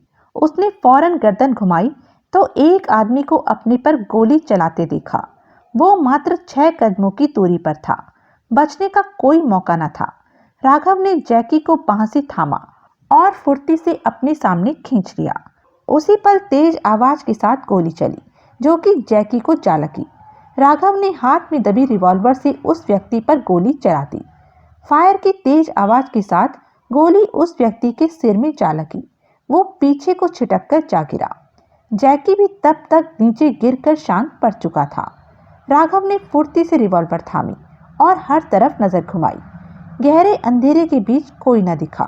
राघव ने नीचे पड़ी अपनी रिवॉल्वर तलाशी, जो कि उसे फौरन ही मिल गई। उसी पल एक्स्ट्रा की आवाज कानों में पड़ी। राघव, हाँ, यहाँ बहुत गोलियां चल चुकी हैं, पुलिस आती होगी। एक्स्ट्रा बोला, तुली से जल्दी मिलो, तुम यहाँ मोर्चा संभालो। कहने के साथ ही राघव दरवाजे की तरफ बढ़ गया। पास पहुंचकर उसने वहां लगी कॉल बेल का स्विच दबाया।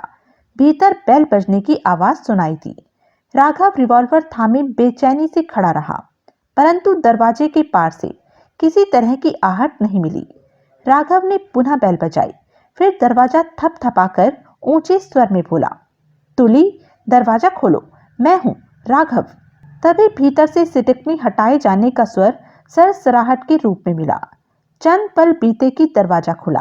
राघव और तुली की नजरें मिली। भीतर कमरे में रोशनी थी। मुझे भीतर आने दो। तुली पीछे हटता चला गया। राघव भीतर आया और दरवाजा बंद कर लिया। रिवॉल्वर अभी भी उसके हाथ में थी। दोनों ने एक दूसरे को भरपूर नजरों से देखा। राघव ने गहरी सांस लेकर यूं ही सिर हिलाया। तुली ने दोनों हाथ अपनी कमर पर रखे हुए थे। पीठ की तरफ पैंट के भीतर रिवॉल्वर फंसा रखी थी। कमर पर रखे दाएं हाथ की उंगली रिवॉल्वर को छू रही थी। जरूरत पड़ने पर एक पल में उसके हाथ में रिवॉल्वर आ जाती। तुम्हें यहां देखकर मुझे हैरानी हुई, तुली शांत स्वर में बोला। जरूर होनी चाहिए, राघव ने मुस्कुराकर कहा। बाहर किन लोगों पर गोलियां चला रहे थे? CIA के एजेंट थे बाहर। वे हमें तुम तक नहीं पहुंचने देना चाहते थे। तो वो जानते थे कि तुम लोग यहाँ आ रहे हो? CIA इतना जानती थी कि तुम्हें मारने के लिए FIA के भेजे कुछ एजेंट आ रहे हैं और तुम लोग FIA से नहीं हो। मैं जानता था कि FIA मुझे ढूंढ लेगी, तुली ने गंभीर स्वर में कहा। 1-1.5 घंटा पहले एक्स्ट्रा को उस सड़क पर से जाते देखा था, तभी मैं समझ गया कि तुम लोग मेरे पास आना चाहते हो। दोनों की निगाह पुनः मिली। तुम यानी कि RDX क्यों मेरी तलाश में यहां तक पहुंचे? तुम्हारे लिए बुरी खबर है तुली, कह दो। पहले FIA तुम्हारे हाथों मुझे मरवाना चाहती थी, अब हमारे हाथों तुम्हें मरवाना चाहती है। तो तुम मुझे मारने आए हो? तुली का चेहरा सपाट था। हाँ, हैरानी है, मैं तो FIA का एजेंट था, इसलिए तुम्हें मारना चाहता था, परंतु तुम लोग क्यों FIA के लिए? तुली, राघव गहरी सांस लेकर बोला, तुम जानते हो कि FIA मेरे साथ साथ अब एक्स्ट्रा और धर्मा के भी पीछे है। FIA से हम ज्यादा देर खुद को बचा नहीं सकते। तभी FIA को पता चला कि तुम CIA से जा मिले हो, तो FIA के लिए तुम्हें खत्म करना बहुत जरूरी हो गया। तब 7-Eleven ने हमारे सामने ये शर्त रखी कि अगर हम तुम्हें खत्म कर दें तो FIA हमारा पीछा छोड़ देगी। तुली मुस्कुरा पड़ा, अजीब सी मुस्कान। लेकिन मैं जानता हूं तुम बेकसूर हो। CIA से मिलना तुम्हारी मजबूरी बन गई थी, क्योंकि FIA तुम्हें मार देना चाहती है। दोनों एक दूसरे को देखते रहे। कमर पर रखा तुली का हाथ पीठ की तरफ पैंट में फंसी रिवॉल्वर के दस्ते पर जा टिका। मात्र 1.5 सेकंड में वो राघव को गोली मार सकता था। उसके चेहरे पर किसी तरह का भाव नहीं था। 7-Eleven भी अमेरिका में है, उसी ने हमें बताया कि तुम यहाँ हो। FIA वास्तव में तेज रफ्तार से काम करती है, वरना इस ठिकाने के बारे में जान लेना आसान नहीं था, तुली बोला। लेकिन ये सब बातें तुम मुझे क्यों बता रहे हो? तुम्हें तो यहाँ आते ही मुझे गोली मार देनी चाहिए थी। हाँ, मुझे ऐसा ही करना चाहिए था, राघव गंभीर स्वर में बोला। लेकिन तुम्हें मारने का मन नहीं कर रहा, क्योंकि मैं जानता हूँ कि तुम बेकसूर हो, जैसे कि मैं बेकसूर था और तुम मुझे मारने पर आमादा थे। परंतु तुम्हें न मारा तो FIA हमें मार देगी। दोनों ने एक दूसरे की आंखों में झांका। मौत का सन्नाटा बिखरा रहा दोनों के बीच। अब क्या इरादा है? उस खामोशी को तोड़ते हुए तुली बोला। तभी बाहर से दरवाजा थपथपाया गया और एक्स्ट्रा की आवाज आई। राघव? हाँ, राघव भीतर से बोला। इतनी देर क्यों लग रही है? जल्दी करो। अच्छा। फिर राघव ने तुली को देखा। मैं तुम्हें मारना नहीं चाहता। तुली शांत भाव से मुस्कुरा पड़ा। राघव को देखता रहा। लेकिन तुम्हें जिंदा छोड़ा तो एफआईए हमें जिंदा नहीं छोड़ेगी।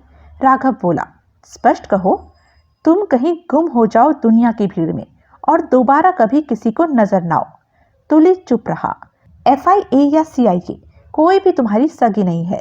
सब तुमसे अपना मतलब निकाल रहे हैं।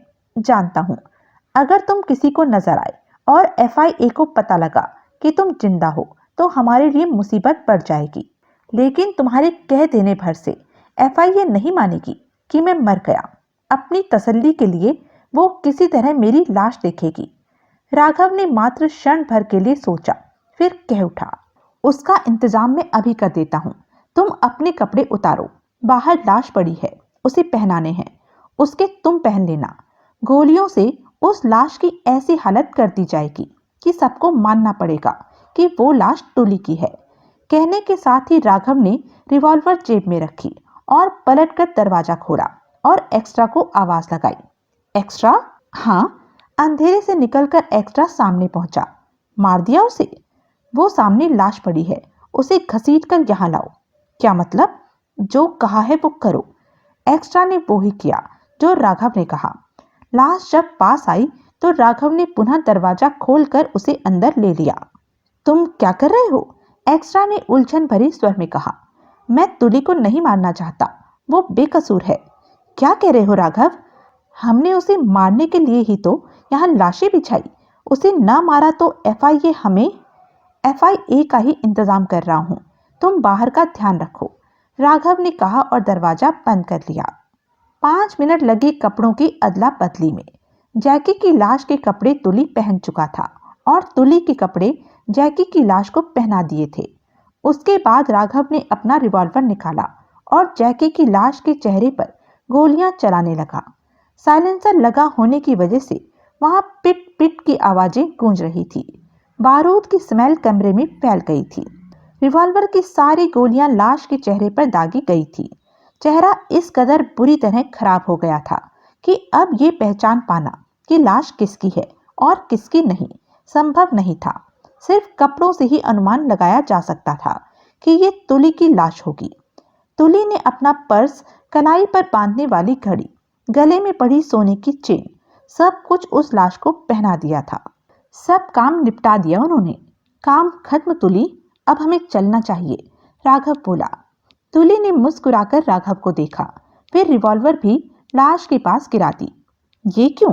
तुम्हें रिवॉल्वर की जरूरत पड़ सकती है, राघव ने कहा। ये रिवॉल्वर मुझे सीआईए ने दी थी, तो इसका मेरी लाश के पास मिलना ही ठीक रहेगा, तुली बोला। ओह, राघव ने खाली रिवॉल्वर जेब में रखते हुए कहा। चलो। दोनों दरवाजा खोलकर बाहर निकले। पास ही एक्स्ट्रा मौजूद था। उस अंधेरे में उसने तुली को देखा। कमरे के भीतर से रोशनी बाहर तक आ रही थी। तुम किस्मत वाले रहे तुली, जो राघव ने तुम्हें शूट नहीं किया, एक्स्ट्रा कह उठा। ये तो भगवान ही जानता है कि कौन किस्मत वाला निकला है, तुली मुस्कुराकर बोला। मैं तो इतना जानता हूं कि सब ठीक रहा। तुमने इसे समझा दिया है कि अब किसी को ये नजर ना आए, वरना एफआईए हमें नहीं छोड़ेगी, एक्स्ट्रा ने कहा। सब बातें हो चुकी हैं, राघव आसपास देखता कह उठा। हमें यहाँ से निकल जाना चाहिए, चलो। और वे तीनों सावधानी से वहां से निकलते चले गए। परंतु 15 कदमों की दूरी पर कूड़े के एक ड्रम के पीछे छिपा एकमात्र वहां जिंदा बचा सीआईए का एजेंट उन्हें देख रहा था। रिवॉल्वर उसके हाथ में थी, लेकिन अपने साथियों की लाशें देखकर वो हौसला छोड़ बैठा था मुकाबला करने का। कमरे से बाहर आती रोशनी में उसने राघव, एक्स्ट्रा और तुली को वहां से जाते स्पष्ट देखा था। अब ये राज न रहा कि तुली जिंदा है। कुछ ही मिनटों बाद वातावरण में पुलिस सायरन की आवाजें गूंजने लगी। अब उस एजेंट ने वहां रुकना ठीक न समझा। अब तक एफआईए एजेंट भी तुली को लेकर वहां से निकल चुके होंगे। वो उठा अपनी जगह से और तेजी से एक तरफ बढ़ता चला गया। रात को 1:30 बज रहा था। 7-Eleven माइक के घर पर माइक और लोला के सामने बैठा था। तभी उसका फोन बजा। कहो। 7-Eleven ने बात की। काम हो गया है। दूसरी तरफ एक्स्ट्रा था। क्या काम? तुली को मार दिया गया है। पक्का? 7-Eleven बोला। सोच लो, उसकी मौत में तुम तीनों की जिंदगी है। अगर वो नहीं मरा तो तुली मर चुका है। एक्स्ट्रा का उखड़ा स्वर उसके कानों में पड़ा। ये बात कितनी बार दोहराऊं कि तुम्हें यकीन आ जाए? तुम कह रहे हो तो यकीन न करने का कोई मतलब ही नहीं। 7-Eleven बोला। वापस पहुंचो। न्यूयॉर्क? हाँ। कहने के साथ ही 7-Eleven ने फोन बंद किया और माइक और लोला को देखा। क्या हुआ? लोला ने बेचैनी से पूछा। मैं जा रहा हूँ और तुम्हारे बेटे टेम्स को यहाँ भेज रहा हूँ। 7-Eleven बोला। अभी? लोला का स्वर कांपा। हाँ, अभी। 7-Eleven उठ खड़ा हुआ। तो? माइक बोला। तुली को मार दिया गया? ये तो होना ही था। मुझे जब भी मौका मिला तो मैं तुम्हें नहीं छोड़ूंगा 7-Eleven। 7-Eleven मुस्कुराया। चुप रहो। लोला माइक से तेज स्वर में बोली। ये हमें हमारे बेटे को लौटाने वाला है। 7-Eleven दरवाजे की तरफ बढ़ गया। मेरे बेटे को जल्दी भेजना। पीछे से माइक ने कहा। तुमने जो कहा मैंने किया। अब तुम्हें अपना वादा निभाना है। तुम्हारे बेटे में FIA को कोई दिलचस्पी नहीं है। अगले 1.5 घंटे में वो यहाँ पहुँच जाएगा। कहने के साथ ही 7-Eleven बाहर निकलता चला गया। घबराहट में लोला को अपनी टांगे कांपती महसूस हो रही थी। वो बैठते हुए बोली।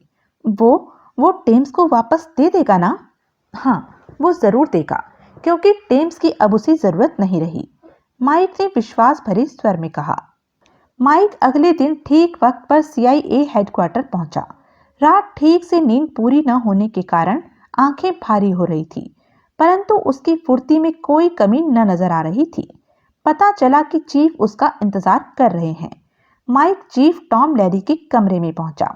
टॉम लैरी ने क्रोध भरी निगाहों से माइक को देखा। जबड़े खिंच गए। गुड मॉर्निंग चीफ, माइक ने मुस्कुराकर कहा और कुर्सी पर बैठता हुआ कह उठा। मेरे लिए कोई नया केस आया है क्या? तुमने अपनी कर ली माइक? क्या मतलब? माइक ने अजीब सी नजरों से चीफ को देखा, जबकि वो सब समझ रहा था। तुमने 7-Eleven को बता दिया कि तुली बूस्टर में कहाँ है, और तुम्हें लगता है कि मैं ऐसी बेवकूफ़ी करूंगा? टॉम लैरी ने माइक को घूरा। कल रात वहां हमारे 6 एजेंटों को मार दिया गया। जैकी भी वहां था, वो भी मर गया। ओह, 6 एजेंट मारे गए? माइक कुछ बेचैन हुआ। टेम्स कैसा है? बढ़िया, वो रात को लौट आया था। बच्चा है, थोड़ा घबराया हुआ है, वैसे ठीक है वो। तुमने तुली की कीमत पर टेम्स को वापस पाया है। तुम साबित नहीं कर सकते चीफ? मैं साबित करना भी नहीं चाहता। टॉम लैरी ने गहरी सांस ली। साबित करके मैं तुम जैसा एजेंट खोना नहीं चाहता, लेकिन तुमने गलत किया। जब तुम्हारा बेटा इस तरह कहीं फंसेगा तो तुम्हें पता चलेगा कि मैंने ठीक किया है। अभी तुम इस बात को महसूस नहीं कर सकते। टॉम लैरी माइक को देखता रहा।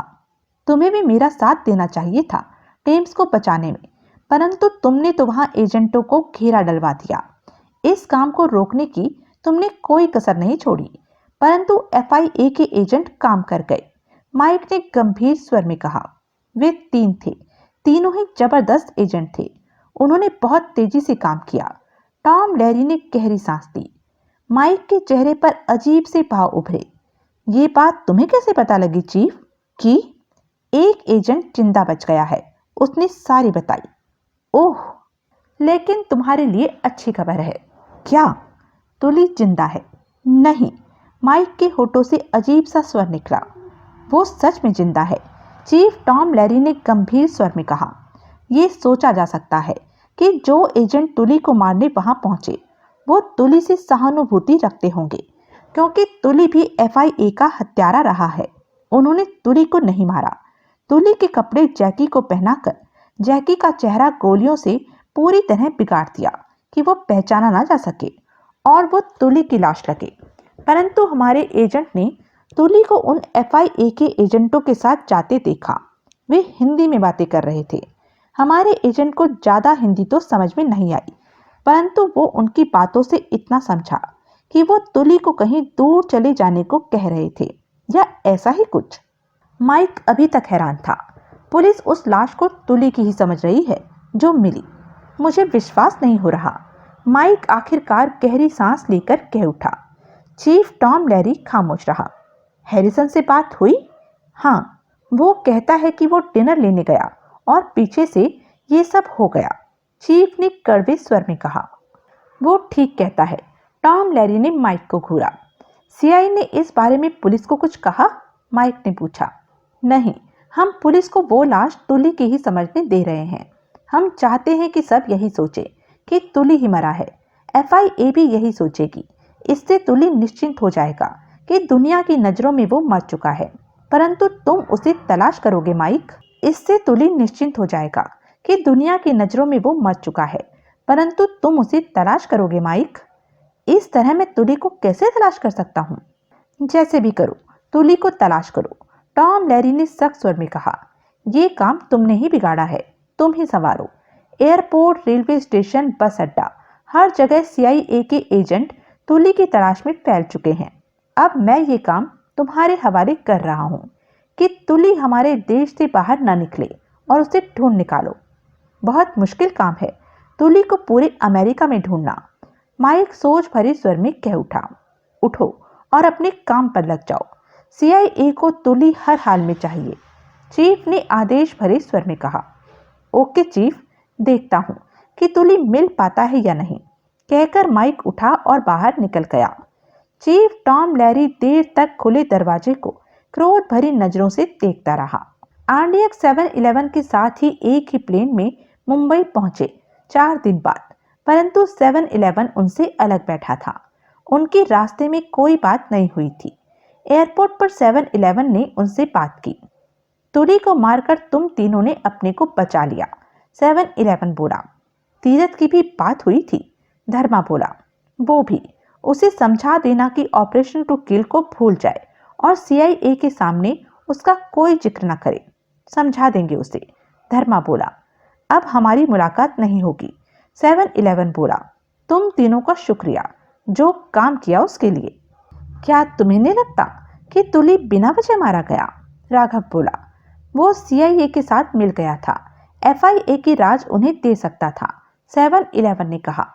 सीआईए से तो वो बाद में मिला, एफआईए तो उसके पीछे पहले ही पड़ गई थी। एफआईए के सामने और कोई रास्ता नहीं था कि तुली को भी खत्म कर दिया जाए, ये जरूरी हो गया था। तो अब मुझे और तीरथ को क्यों जिंदा छोड़ा जा सकता है? क्योंकि ये मामला मेरे हवाले कर दिया गया है और मुझे पूरी छूट है कि इस मामले को मैं किस तरह खत्म करता हूँ। तुम्हें और तीरथ को एफआईए ने नहीं, मैंने जिंदा छोड़ा है, ये वार्निंग देकर कि सीआईए के सामने अपना मुंह बंद रखना, वरना इस बार 711 तुम लोगों को जिंदा नहीं छोड़ेगी। ठीक है, राघव मुस्कुराया। हम तुम्हारी बात मानेंगे, बल्कि मान रहे हैं। आखिरी सवाल, एक्स्ट्रा बोला। 711 तो तुम्हारा नंबर है, तुम्हारा नाम क्या है? क्यों जानना चाहते हो? यूं ही, नहीं मन तो मत बताओ। विक्रांत नाम है मेरा। विक्रांत? 711 ने बारी बारी तीनों को देखा, फिर कदम उठाता वहां से दूर होता चला गया। मुसीबत टली। राघव गहरी सांस लेकर कह उठा। विक्रांत नहीं जानता कि तुली अभी जिंदा है, वरना अभी वो अपना रूप दिखा देता, एक्स्ट्रा ने कहा। राघव और धर्मा ने एक्स्ट्रा को घूरा। क्या हुआ? तुली का नाम आज के बाद जुबान पर भी मत लाना, धर्मा कह उठा। वो मर चुका है, उसे भूल जाओ। ठीक है, मर गया है वो, एक्स्ट्रा ने सिर हिलाकर कहा। अब जाना कहाँ है? एक बार तीरथ से मिल ले, वो एफआईए से डर कर अभी तक वहीं छिपा है। उसने कहा था कि हमारे वापस आने तक बाहर नहीं निकलेगा, और हम वापस आ ही ना पाते तो? अब वो वाली बात नहीं रही, हम आ गए हैं। तीरथ को बता देना चाहिए कि अब उसे कोई खतरा नहीं है। तीरथ वहीं मिला। RDX को देखते ही वो खुश हो गया। तुली को मार दिया? सबसे पहले उसके होठों से यही निकला। हाँ, धर्मा मुस्कुराया। तो अब हमारा क्या होगा? 711 के वादे के मुताबिक हम आजाद हैं। अब एफआईए हमारे पीछे नहीं है। ओह, मैं कितनी बढ़िया खबर सुन रहा हूँ। तुम लोगों ने मुझे बचा लिया। तीरथ की खुशी का ठिकाना नहीं था। हमने अपने को बचाया है, बात सिर्फ तुम्हारी नहीं थी। जो भी हो, मैं बच गया। तुम पहले से कमजोर हो गए लगते हो, एक्स्ट्रा ने कहा। क्या करूं, मुझे अपनी जान की चिंता खाए जा रही थी कि मैं बच पाऊंगा या नहीं। हर समय तुम लोगों के बारे में ही सोचता रहता था कि तुम लोग सफल होकर लौटोगे या नहीं। इन्हीं बातों ने मुझे पागल कर रखा था। मौज करो, अब सब ठीक है। ये सब तुम्हारी वजह से हुआ। मैं तुम तीनों का एहसान कभी नहीं भूल पाऊंगा। तीरथ की आंखें भर आई। आरडीएक्स मुस्कुराते हुए उसे देखते रहे। चलो, आज रात मैं तुम लोगों को शानदार डिनर दूंगा। यादगार होगा डिनर। अब मैं बाहर जा सकता? तुम पहले अपनी हालत ठीक करो, धर्मा बोला। डिनर फिर लेंगे। मेरे पास तो तुम में से किसी का फोन नंबर भी नहीं है। जो कुछ दिन बाद फोन हम कर लेंगे। टरका तो नहीं रहे? नहीं, हम तुम्हें फोन करेंगे डिनर के लिए। आरडीएक्स वहां से बाहर आ गई। सब ठीक हो गया था। जिंदगी अब उन्हें फिर पहले जैसी लगी थी। एफआईए नाम की तलवार उनके सिरों से हट चुकी थी, ऐसा वे तीनों सोच रहे थे। काश वे जानते होते कि तुली नाम की मुसीबत पुनः पलटकर तूफान की गति से उनकी तरफ बढ़ने वाली है। 7-11 का शिकंजे जैसा पंजा उनकी गर्दनों की तरफ बढ़ने वाला है। माइक अपने एजेंटों के साथ खतरनाक इरादे लिए इंडिया में आने वाला है। परंतु आरडीएक्स इन सब बातों से अनजान अपने कामों में व्यस्त हो गए थे। 3 महीने बाद तुली अमेरिका के शानदार शहर फ्लोरिडा में नजर आया। उसके सिर के बाल छोटे छोटे थे। काफी हद तक उसका हुलिया बदला बदला सा था। वो फ्लोरिडा के एक रेस्टोरेंट में वेटर का काम करके अपनी जिंदगी बिता रहा था।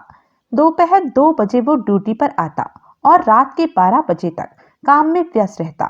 तुली निश्चिंत था कि सीआईए या एफआईए अब उसे नहीं तलाश कर सकती। एफआईए का हत्यारा वेटर बनकर अपनी जिंदगी गुजार रहा था। वो सोच रहा था कि सब ठीक हो गया है, परंतु तुली जैसे पेशेवर लोग कहीं भी चैन से नहीं रह सकते। ऐसे एजेंटों का अतीत उनका पीछा नहीं छोड़ता। ऐसे में तुली कैसे शांति से जिंदगी बिता सकता था?